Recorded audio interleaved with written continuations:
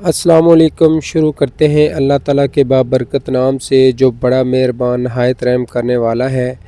لاکھوں کروڑوں درود و سلام نبی اقدس حضرت محمد صلی اللہ علیہ وسلم کی ذات اور ان کی آل پر۔ سورۃ ہود کا مختصر تعارف پیش خدمت ہے۔ یہ سورت بھی مکی ہے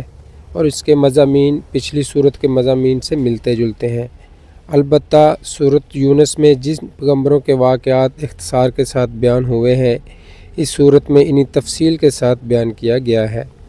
خاص طور پر حضرت نوح، حضرت ہود، حضرت صالح، حضرت شعیب اور حضرت لوط علیہ السلام کے واقعات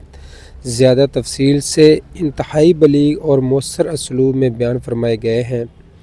بتانا یہ مقصود ہے کہ اللہ تعالیٰ کی نافرمانی بڑی بڑی زور آور قوموں کو تباہ کر چکی ہے، اور جب انسان اس نافرمانی کی وجہ سے اللہ کے قہر اور عذاب کا مستحق ہو جائے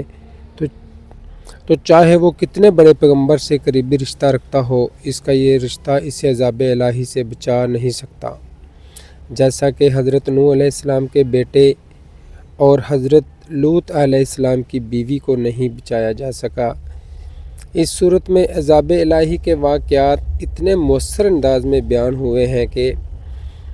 اور دین پر استقامت کا حکم اتنی تاکید سے بیان کیا گیا ہے کہ ایک مرتبہ آپ صلی اللہ علیہ وسلم نے فرمایا،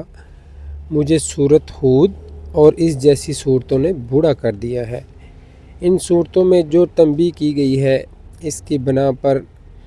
آپ کو اپنی امت کے بارے میں بھی یہی خوف لگا ہوا تھا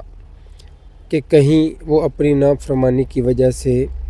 اس طرح کے کسی عذاب کا شکار نہ ہو جائیں۔ تو ہمیں چاہیے کہ ہم قرآن مجید کو صرف قرآن مجید کی تلاوت نہ کریں بلکہ اس کا ترجمہ بھی پڑھیں اور اس پہ عمل بھی کریں۔ اللہ تعالی ہمیں قرآن مجید کو سمجھ کر پڑھنے اور اس پر عمل کرنے کی توفیق